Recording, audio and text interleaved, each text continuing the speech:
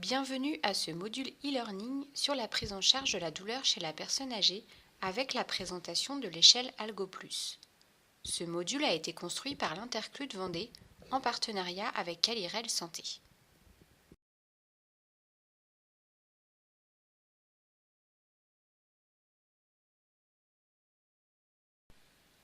La douleur doit être évaluée lorsqu'une personne présente des comportements atypiques inattendus, pouvant néanmoins être liés à la douleur chez la personne âgée. Lorsque l'auto-évaluation est impossible, une échelle d'hétéro-évaluation doit systématiquement être utilisée afin d'éliminer formellement un phénomène douloureux.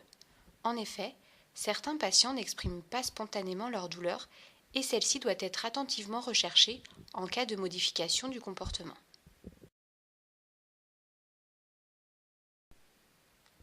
Les modifications de comportement qui doivent nous alerter sont soit des troubles par excès, comme une agitation psychomotrice, une agressivité verbale ou physique, soit des troubles par défaut, tels une prostration, une réduction des activités ou une confusion.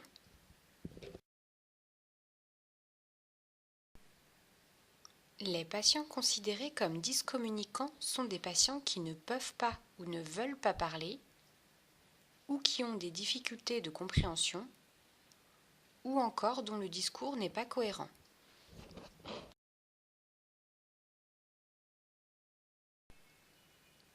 La douleur peut entraîner de l'anorexie, de la dénutrition, un syndrome de glissement, des troubles du sommeil, une dépression ou encore une perte d'autonomie. L'interprétation et le jugement sont chronophages et faussent bien souvent l'évaluation de la douleur. Pour gagner en temps et en efficacité, il faudra croire le patient dans ce qu'il dit ou dans ce qu'il montre, croire les collègues dans leurs évaluations et mettre les évaluations en synergie plutôt qu'en opposition. L'évaluation requiert l'implication de tous les soignants par une observation fine et un repérage de tout comportement inhabituel. Il ne faut pas hésiter à demander l'aide de l'entourage ou de la famille.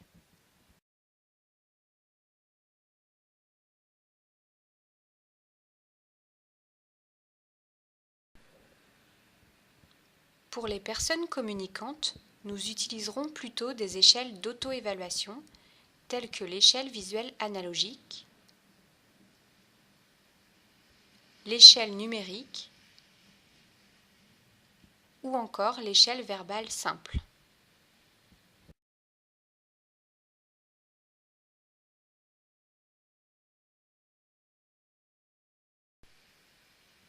Pour les personnes dyscommunicantes, nous utiliserons les échelles d'hétéro-évaluation et notamment l'Algo+ pour les douleurs aiguës, la Dolo+ pour les douleurs chroniques et le CPA.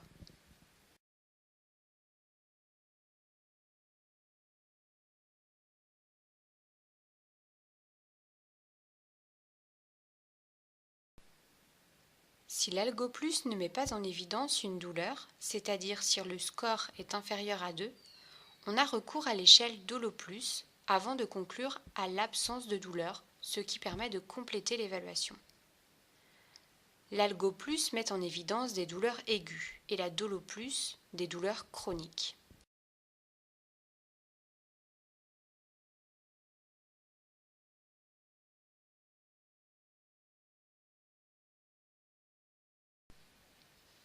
L'échelle Algo+ a été spécifiquement développée pour évaluer et permettre la prise en charge des douleurs aiguës chez un patient âgé lorsqu'une auto-évaluation fiable n'est pas praticable. C'est une échelle courte pour aller vite. On part de l'observation des comportements présents et on ne juge pas.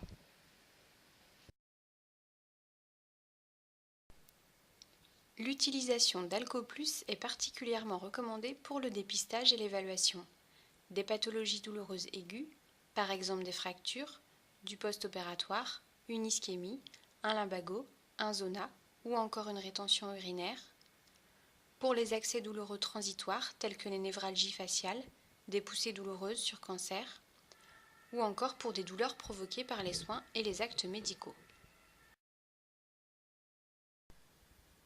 L'échelle comporte 5 items ou domaines d'observation. La présence d'une seule modification de comportement dans chacun des items suffit pour coter oui l'item considéré. La simple observation d'un comportement doit impliquer sa cotation, quelles que soient les interprétations étiologiques de sa préexistence. Pour remplir la grille, on observe dans l'ordre les expressions du visage, celles du regard, les plaintes émises, les attitudes corporelles et enfin le comportement général.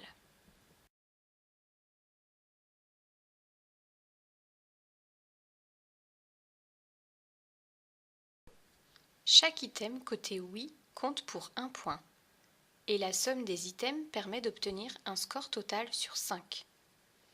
Un score supérieur ou égal à 2 permet de diagnostiquer la présence d'une douleur avec une sensibilité de 87% et une spécificité de 80% et donc d'instaurer de façon fiable une prise en charge thérapeutique antalgique. Il est ensuite nécessaire de réévaluer régulièrement. La prise en charge est satisfaisante quand le score reste strictement inférieur à 2. Nous rencontrons fréquemment des difficultés de repérage. Par exemple, l'agrippement doit être coté oui, quel que soit le support d'agrippement, le patient lui-même, le soignant ou tout autre support. Parfois, la cotation est faite en fonction d'une interprétation étiologique du signe et non pas sur sa simple présence. Par exemple, l'item plainte coté non parce que le cri du patient est attribué à la démence ou parce que le patient crie depuis longtemps. Ou bien encore l'item comportement coté non parce que l'agrippement à la barrière de protection est attribué à la peur de tomber. L'échelle Algo Plus est une échelle facile à utiliser et parfaitement reproductible d'un soignant à un autre. C'est un document qui permet la traçabilité de l'évaluation de la douleur. Donc elle améliore la qualité des soins des patients et il est beaucoup plus facile de s'occuper d'un patient soulagé.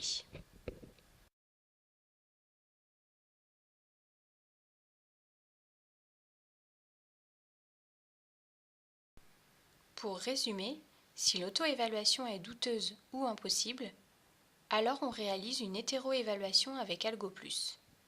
Si l'Algo Plus est inférieur à 2, on réalise une nouvelle évaluation avec Dolo Plus. Si l'Algo Plus est supérieur à 2, on met en place une analgésie, médicamenteuse ou non. Attention, il existe des risques à l'utilisation de ces outils, comme par exemple oublier la relation soigné-soignant, vouloir faire rentrer le patient dans la grille plutôt que de l'adapter à ses besoins, ou encore évaluer pour évaluer sans initiative thérapeutique ultérieure. Mais il existe aussi des avantages à l'utilisation de ces outils, comme par exemple diminuer la subjectivité de chacun, optimiser les transmissions de l'équipe médicale et paramédicale, assurer la continuité des soins, avoir des éléments pour les réévaluations et valoriser les compétences des soignants. Il faut faire attention aux pièges car la douleur peut cacher autre chose. Si les antalgiques sont inefficaces, il faut rechercher une éventuelle anxiété, voire une dépression, avec une prévalence de 13%. La dépression est souvent atypique, dépression hostile, dépression masquée, résultat retardé du traitement. Il faut aussi penser aux douleurs neuropathiques. La prise en charge des douleurs n'est efficace que s'il existe une systématisation des évaluations, avec, en cas de douleur, la mise en place systématique de thérapeutiques antalgiques. Puis, il faut réévaluer et toujours tracer dans les dossiers patients.